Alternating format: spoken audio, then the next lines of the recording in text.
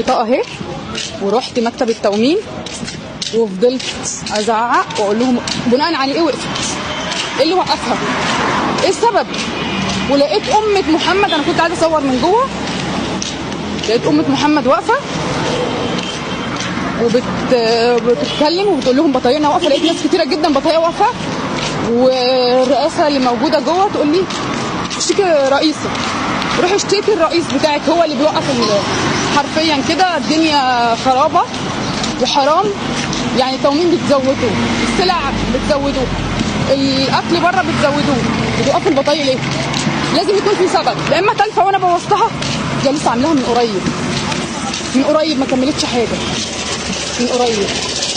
انا بقى هحمل اللي انا كل يوم اروح اجيب 10 جنيه عيش ومش هيكفوكي 10 ترغيفه.